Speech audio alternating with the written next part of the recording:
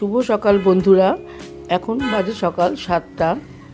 আমি আর রিক যাচ্ছি শিলিগুড়ি। ওখানে গিয়ে ওখান থেকে যাব আমরা মিরিক। আমার ছোটদির বাড়ি শিলিগুড়ি। তা ছোটদি বললো যে তোরা যদি কালকে মিরিক যাস তাহলে চলে আয়, আমরা যাচ্ছি। তাই আমি আর রিকই যাচ্ছি। রূপ এখন মালদাতে আছে, আর আমার হাজব্যান্ডের পড়ানো থাকে, তাই সবসময় বেরোতে পারে না। আমরা চলে এসেছি জলপাইগুড়ি বাস স্ট্যান্ডে। এখানে টিকিট কেটে তারপরে আমরা বাসে উঠব। সময় আমি টিকিট কাটি, কেননা লেডিস কাউন্টারে ভিড়টা কম থাকে, কিন্তু সকালবেলা বলে কাউন্টারে ভিড় কম আছে, তাই রিকি টিকিটটা কাটলো। এবার আমরা বাসে উঠব। বাসে উঠে বসলাম, বাস সাথে সাথেই ছেড়ে দিল। আমরা চলে এসেছি ছোটদির বাড়িতে।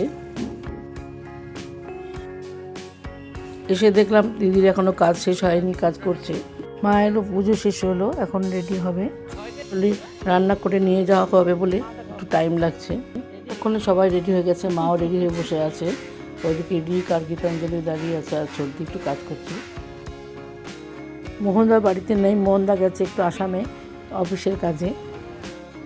মোহনদা হলো আমার দিদির হাজব্যান্ড, আর গীতাঞ্জলি হলো ছোটদিদিরই পরিচিত, ওর বাড়ি আসামে। এবার আমরা সবাই মিলে রওনা দিলাম। মনোরঞ্জন দাঁড়িয়ে আছে বাইরে গাড়ি নিয়ে। মনোরঞ্জন খুব ভালো গাড়ি চালায়, সাবধানে চালায়, তাই ও গেলে আমাদের কোনো চিন্তা করতে হয় না। একে একে আমরা গাড়িতে উঠে বসলাম।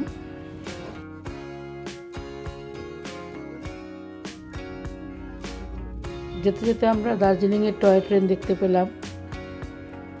মাঝে কিছুদিন এই টয় ট্রেন বন্ধই ছিল, এখন আবার চলছে। মাত্র 2টো কামরা নিয়ে যায়। দার্জিলিংয়ে যেতে গেলে এই ট্রেনে গেলে খুব ভালো লাগে, চারিদিকে দৃশ্য দেখতে দেখতে যাওয়া যায়, কিন্তু একটু সময়টা বেশি লাগে। আমরা শুকনার রাস্তা দিয়ে যাচ্ছি, তাই এই ট্রেনটা দেখা গেল। কিন্তু এবার আমরা শুকনার মোড় হয়ে বাঁ দিকে ঢুকে যাব।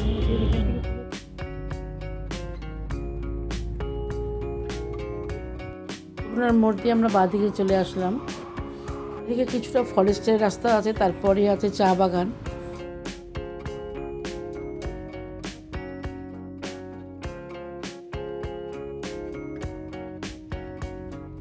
এখন চলে আসলাম আমরা দুধিয়াতে। এখানে হাট বসেছে, তাই রাস্তায় খুবই ভিড়। তাই গাড়ি খুবই আস্তে আস্তে চলছে। দুধিয়ার ব্রিজটা তো ভেঙে গেছে, তাই জন্য আর্মিরা টেম্পোরারি একটা ব্রিজ করে দিয়েছে। ওই পাশে প্রচুর পিকনিক করতে এসেছে, আর এই পাশে তো ব্রিজটা ভেঙেছে, তাই ব্রিজের কাজ চলছে। দুধিয়া থেকে বেরিয়ে এসে মনোরঞ্জন একটা মন্দিরের সামনে গাড়ি দাঁড় করালো। আমরাও সবাই নেমে পড়লাম, শুধু মা নামলো না, মা গাড়িতেই বসে থাকলো। এটা একটু নিচের দিকে, তাই আমাদের সিঁড়ি দিয়ে নিচের দিকে নামতে হলো। এখানে গাছগুলো খুব সুন্দর, নানান ধরনের ফুলের গাছ লাগানো আছে। এটা পাতা না, এটা ফুল। দারুণ। মন্দিরের সামনে এসে প্রণাম করতে গিয়ে দেখলাম এটা শিবের মন্দির, শিবলিঙ্গ আছে। যেহেতু মন্দিরের গেটটা বন্ধ ছিল, তাই ভালো মতন ছবি তোলা গেল না। মন্দির থেকে উঠে এসে আমরা গাড়িতে উঠে পড়লাম।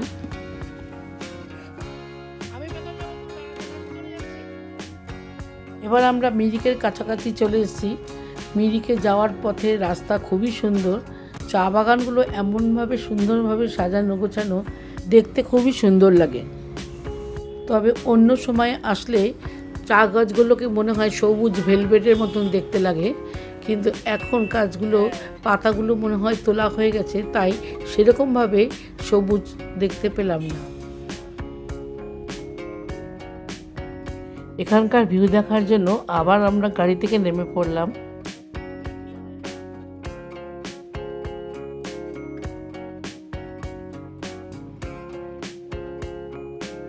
এটা হলো মিলিক থং টি এস্টেট।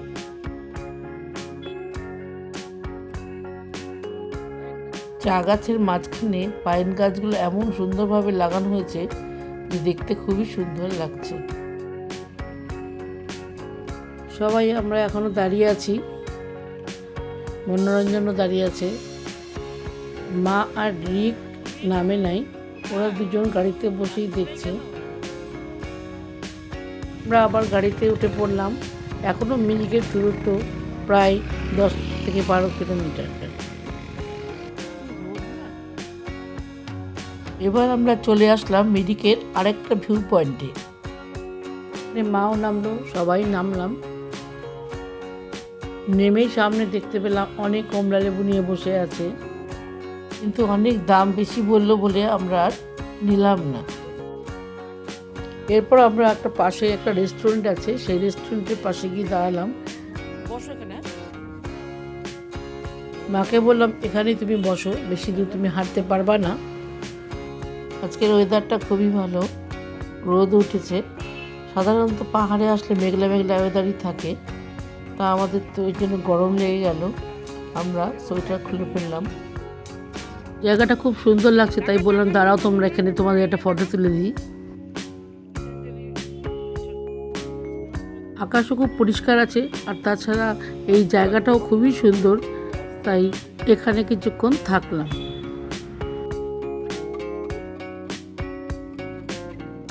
মাও এত ভেতরে আসে নাই, তাই মা দূরেই দাঁড়িয়ে আমাদেরকে হাত দেখালো।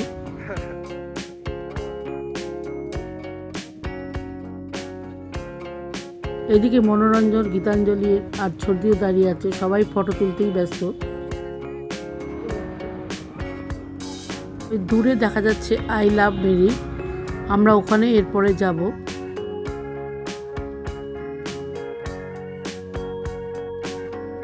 প্রচণ্ড হাওয়া দিচ্ছে, কিন্তু ঠান্ডা খুব একটা বেশি নেই এখানে। এবার মাকে নিয়ে ওইদিকে আই লাভ মিরিক যেখানে লেখা আছে সেখানে যাচ্ছে। মাও আমাদের সুন্দর সুন্দর ফটো তুললো। প্রচণ্ড রোদ উঠেছে, তাই রোদের দিকে তাকানোই যাচ্ছে না। ঠিক বললো বাঁ দিকে যাও, নাহলে হুট করে গাড়ি চলে আসবে, তাই আমরা তাড়াতাড়ি করে বাঁ দিকে চলে আসলাম। আমি আর মা ওখানে গিয়ে বসে পড়লাম, কেননা মা অনেকটা হেঁটে গিয়ে একটু পাটাও ব্যথা হয়ে গেছিলো। আমার কটা ফটোও তুলে নিলাম।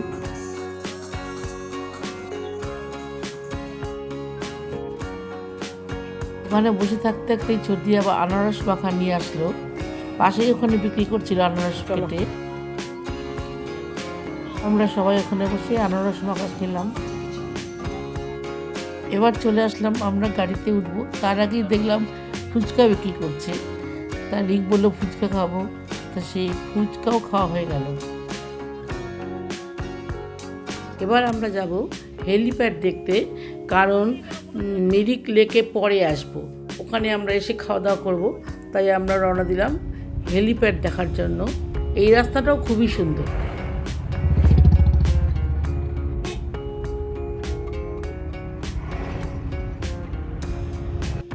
আমরা হেলিপ্যাডের কাছাকাছি চলে এসেছি।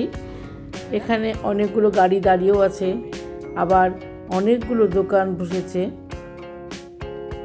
আমরা বছর দুয়েক আগে এখানে এসেছিলাম, কিন্তু আমরা একেবারে সন্ধ্যার আগে আগে এসেছিলাম বলে জায়গাটা ঠিক ভালো মতন দেখা যায়নি, আর তখন খুব ঠান্ডাও ছিল। মানে নামতে নামতেই একজন মহিলা এসে বললেন আমার ওখানে একটা দোকান আছে, খুবই ভালো মোমো পাওয়া যায়, আপনারা অবশ্যই আসবেন। আমরা বললাম যে হ্যাঁ একটু ঘুরে নিই, তারপরে আপনার দোকানে মোমো খেতে আসবো।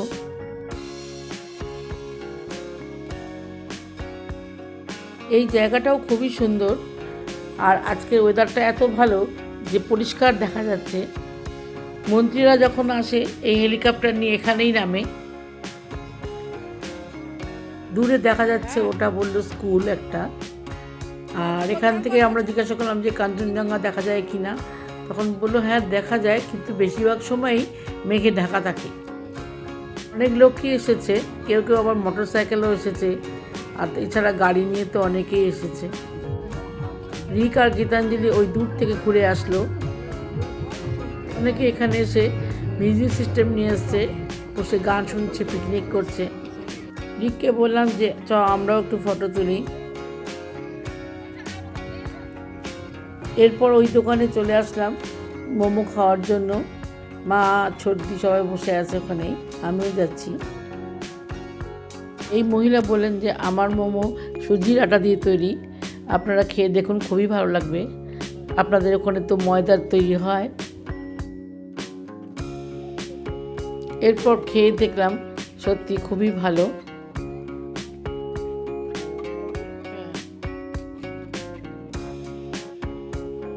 মোমো খেয়ে নিয়ে এবার আমরা আবার গাড়িতে ওঠার জন্য যাচ্ছি। এবার যাব আমরা মিরিক লেক। জায়গাটা অনেকটাই বড়, অনেকটাই হাঁটা হয়েছে। তা মা বেশি হাঁটতে পারে না, হাঁটলে বুকে কষ্ট হয়। আসল পেসমেকার বসানো আছে।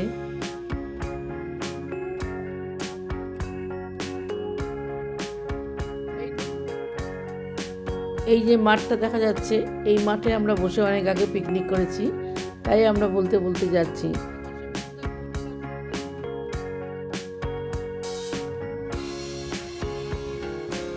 এবার আমরা মিরিক লেকের কাছাকাছি চলে এসেছি। অনেক গাড়ি এসছে, লাইন দিয়ে রাখা আছে। আজকে সানডে, এই জন্য একটু বেশি ভিড় হয়েছে।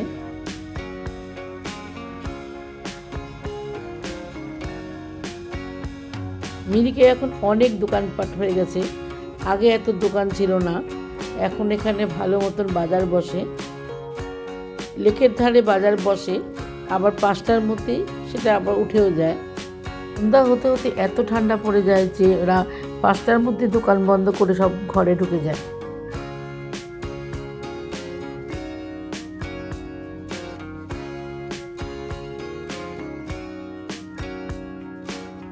আমরা একদম লেকের ধারে চলে এসেছি। সামনে পার্ক আছে, আমরা সেই পার্কেই যাব।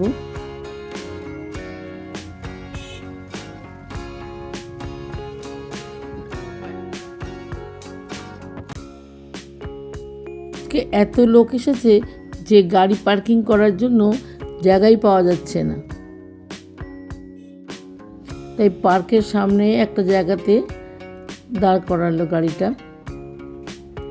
এই জানুয়ারি মাসে প্রতি সানডেতেই খুবই ভিড় হয়, আর জানুয়ারি মাসে অনেক ছুটিও থাকে, ওই জন্য সবাই ঘুরতে বেরোয়। এই পার্কের সামনেই আবার দেখলাম অনেক গাছ নিয়ে বসেছে। এই পার্কে ঢুকতে গেলে 20 টাকা করে টিকিট লাগে। সর্দি টিকিট কাটতে চলে গেল, আমরা এখানে দাঁড়ালাম। তারপর আমরা খাওয়ার ব্যাগগুলো নিয়ে আমরা পার্কের ভিতরে ঢুকলাম।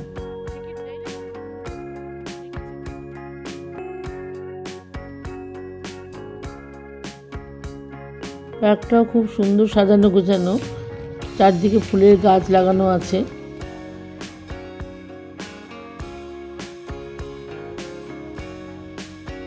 একটু ভেতর দিকে মাঠের মধ্যে গিয়ে বসলাম।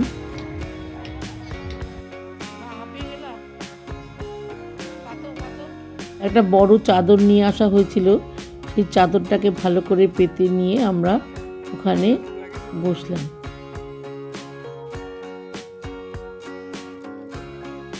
রিক বলে, এত বড় চাদর নিয়ে এসছো কেন? আমরা তো অত বেশি লোক নাই। তা আমরা বললাম আমরাই ভালোভাবে বসবো।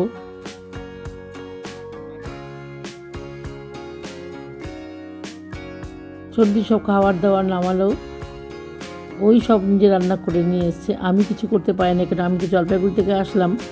ও একা হাতেই সব কিছু বানিয়েছে। গীতাঞ্জলিও এখন সর্দিকে হেল্প করছে। আমাদের খাবার নামাতে নামাতে অনেকগুলো কুকুর চলে আসলো। কুকুরগুলো খুবই সুন্দর দেখতে, খুবই ভদ্র। পাটা কি সুন্দর করে বসছে দেখ। সর্দি বলল, তাহলে একটা প্লেটের মধ্যে ওদেরকে খাবার দিয়ে দিই।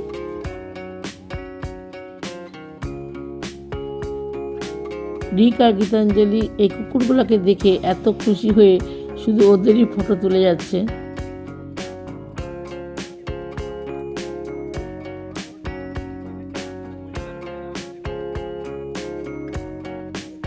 মনোরঞ্জন রিক আর গীতাঞ্জলি খাচ্ছে, আর কুকুরগুলো সামনে এসে বসে আছে।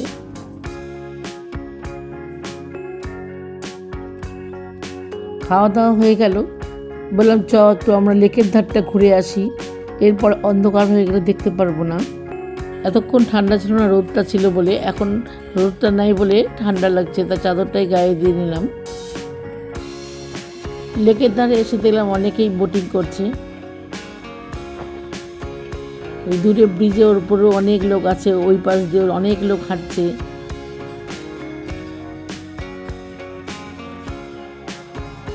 দূরে দেখা যাচ্ছে ওই পারে আই লাভ মিরিক।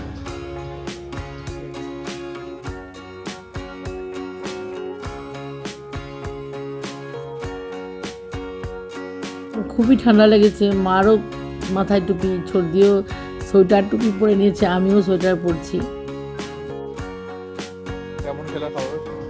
খুবই ভালো খেলাম, খুব ভালো খেলাম। আপনি কেমন খেলেন খাবার? নিজের দিদা, পিকনিক খাওয়া কেমন হলো? রিক সবাইকে মজা করে জিজ্ঞাসা করলো যে কেমন লাগলো পিকনিকটা আমাদের। আমরা পার্ক থেকে বেরিয়ে পড়লাম। এবার আমরা মার্কেটটা একটু ঘুরে দেখব। দেখছিলাম যে অনেক উলের দোকান বসেছে, টুপি, মাফলার এইসব নিয়ে। বললাম যে আগে ব্রিজের ওই পাশটা ঘুরে আসি, তারপরে আমরা মার্কেটটা একটু ঘুরব।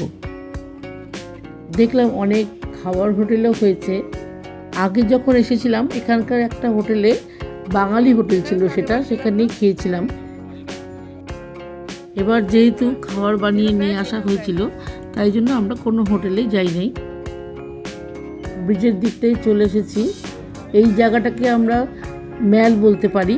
দার্জিলিংয়ের ম্যালের যেমন চারদিকে বসার জায়গা, এখানেও তাই, চারদিকে বসার জায়গা আছে।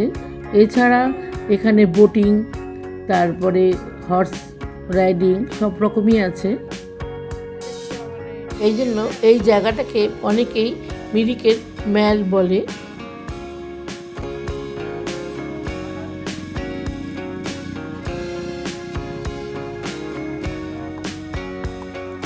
এখানে বোটিং করা হয়। এখান থেকে নিচে নেমে বোটিং করতে যায়। এখানে টিকিট কাউন্টার আছে। এক একটা শিকারা বোট কোনোটা 300-400, কোনোটা 200। এখন এটা অন্ধকার হয়ে আছে, বন্ধ হয়ে যাবে। ক্লোজিং টাইম লেখা আছে 5টা পর্যন্ত।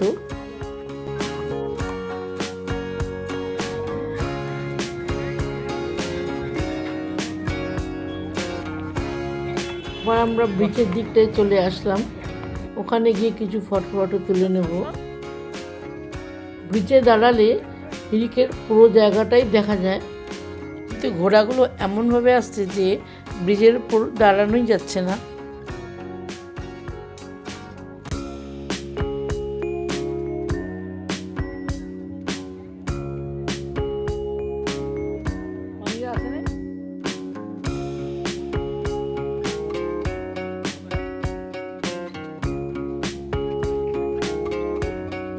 ব্রিজের উপর দাঁড়িয়ে রিক বললো, বা কয়টা আমার ফটো তুলে দাও। আমি এবার ওর ফটোও তুলে দিলাম। করতেই সর্দি আবার মাকে গাড়িতে বসিয়ে রেখে আবার ব্রিজের সামনে আসলো। সন্ধ্যা হয়ে আসছে, আমরাও তাই ওখান থেকে চলে এসে একটু মার্কেটের দিকে আসলাম। এসে একটা টুপি কিনে নিলাম। সন্ধ্যা হয়ে যাচ্ছে দেখে ওরাও খুব তাড়াহুড়ো করছিল। ওরা বেশিক্ষণ আর খোলা রাখবে না, বন্ধ করে বাড়ি চলে যাবে।